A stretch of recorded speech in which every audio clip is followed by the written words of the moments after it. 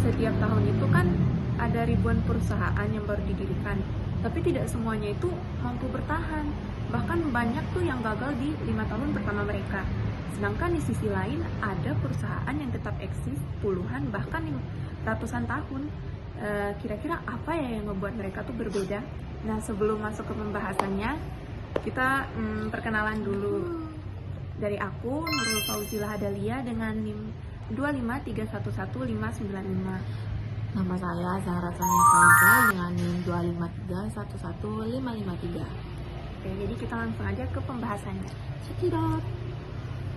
Sebelum masuk ke inti teorinya, kita perlu memahami dulu latar belakang munculnya konsep dynamic capabilities.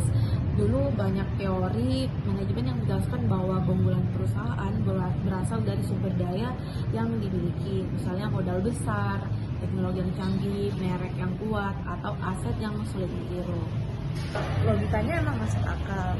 Kalau sebuah perusahaan punya sumber daya yang lebih baik dibanding pesaing, maka perusahaan tersebut itu tentu akan otomatis jadi lebih unggul. Tapi TIS melihat ada masalah kalau hanya sumber daya yang menentukan keberhasilan, kenapa ada perusahaan besar yang akhirnya gagal? Dan kenapa juga ada perusahaan yang dulu sangat dominan tetapi sekarang hampir tidak terdengar lagi? Contohnya itu ada banyak, kayak Nokia yang pernah menjadi raja ponsel dunia, Kodak yang pernah menguasai industri fotografi, atau BlackBerry yang pernah menjadi simbol dari smartphone. Mereka memiliki sumber daya yang besar, teknologi yang kuat, bahkan pangsa pasar yang tinggi, tapi pada akhirnya mereka kehilangan posisi dominannya ya. Nah, dari sini tuh di situ berargumen bahwa memiliki sumber daya saja itu tidak cukup. Yang lebih penting itu adalah kemampuan perusahaan untuk menyesuaikan diri ketika lingkungan itu berubah. Secara sederhana ya, dynamic capabilities itu kemampuan perusahaan untuk menciptakan, mengembangkan, dan mengubah sumber daya yang dimilikinya agar tetap relevan dalam lingkungan yang terus berubah ini. Nah, ini tuh kalau diibaratkan manusia, dynamic capabilities itu seperti kemampuan belajar sepanjang hidup.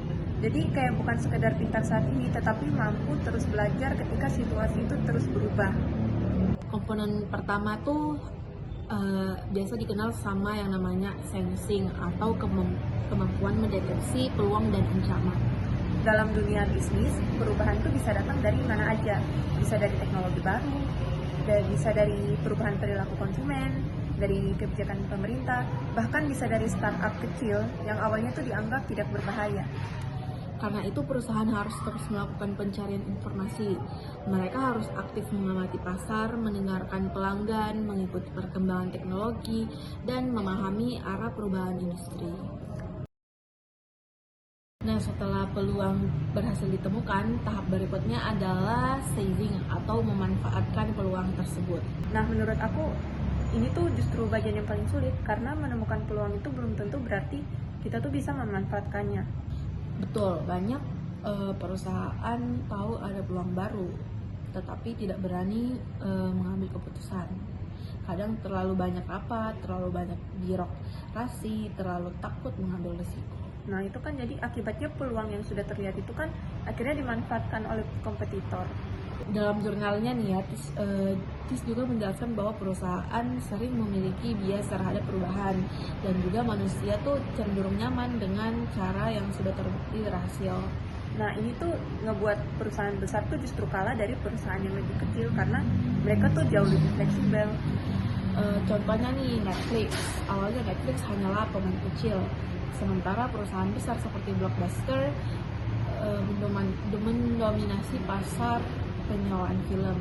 Tetapi ketika pola konsumsi itu berubah menuju layanan digital, Netflix itu berani mengambil resiko dan mengubah model bisnisnya.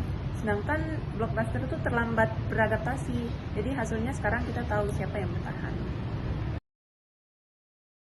TIS juga menekankan bahwa inovasi teknologi saja tidak cukup. Ini tuh salah satu bagian yang paling menarik dari jurnal ini. Itu karena seringkali kita tuh menganggap bahwa perusahaan itu sukses karena teknologinya itu hebat. Padahal teknologi yang hebat belum tentu menghasilkan keuntungan. Yang menentukan adalah bagaimana teknologi tersebut diubah menjadi nilai ekonomi. Disinilah pentingnya yang namanya bisnis model. Bisnis model sendiri itu menjelaskan bagaimana perusahaan menciptakan nilai, memberikan nilai kepada pelanggan, dan memperoleh keuntungan dari nilai tersebut. Misalnya nih, kayak dua perusahaan besar bisa menggunakan teknologi yang sama, tetapi perusahaan yang memiliki model bisnis lebih baik bisa menghasilkan keuntungan jauh lebih besar. Karena itu menurut TIS nih, inovasi organisasi dan inovasi model bisnis sama pentingnya dengan inovasi teknologi. Komponen terakhir adalah reconfiguring atau transformasi. Ini tuh adalah kemampuan perusahaan untuk mengubah struktur, proses budaya, dan sumber daya ketika kondisi lingkungan berubah. Menurut TIS, perusahaan itu tidak boleh terlalu terikat dengan kesuksesan di masa lalu. Bahkan, terkadang keberhasilan masa lalu itu justru menjadi hambatan karena perubahan tuh Bahkan terkadang keberhasilan masa lalu itu justru menjadi hambatan karena perusahaan itu merasa lama udah cukup gitu. Nah, padahal dunia terus berubah ya, teknologi berubah, Iya. kebutuhan pelanggan berubah, cara berkompetisi juga berubah. Jadi perusahaan tuh harus punya keberanian untuk mengubah dirinya sendiri sebelum dipaksa berubah oleh pasar. Nah, kalau kita melihat jurnal ini secara kritis nih ya, menurut saya kelebihan utamanya tuh ada di bagian kemampuannya menjelaskan hubungan antara inovasi, perubahan, dan keunggulan kompetitif. Nah, aku setuju karena teori ini tuh terasa lebih relevan untuk era digital saat ini dibanding teori-teori strategi yang lebih lama. Namun ada beberapa kelemahan nih, salah satunya adalah konsep dynamic capabilities cukup abstrak. Benar, karena kita tahu bahwa perusahaan sukses itu biasanya memiliki dynamic capabilities, tetapi mengukur kemampuan tersebut secara konkret itu tidak selalu mudah. Selain itu, tidak semua perusahaan memiliki sumber daya yang cukup untuk terus melakukan perubahan dan inovasi. Jadi dalam praktiknya, penerapan teori ini tuh bisa lebih mudah dilakukan oleh perusahaan yang besar dibandingkan dengan yang lebih kecil. Nah, sebagai penutup, David Tiss sendiri menjelaskan bahwa keberhasilan perusahaan dalam jangka panjang tidak hanya bergantung pada sumber daya yang dimiliki, Tetapi lebih bergantung pada kemampuan perusahaan untuk mendeteksi peluang, memanfaatkan peluang, dan terus melakukan transformasi. Nah, tiga kemampuan tersebut nih, teman-teman, dikenal sebagai sensing, seizing, dan reconfiguring. Dalam dunia yang penuh perubahan seperti sekarang, kemampuan beradaptasi itu menjadi aset yang jauh lebih berharga dibanding sekedar memiliki sumber daya. Karena pada akhirnya bukan perusahaan terbesar yang selalu menang, melainkan perusahaan yang paling cepat belajar dan menyesuaikan diri dimanapun situasinya, bagaimanapun situasinya. Ya.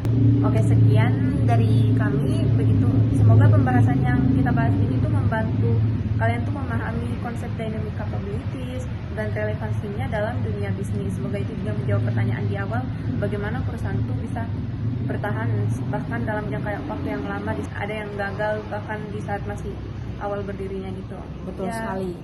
Baik, oke, sekian dari kami. Sampai jumpa di episode berikutnya.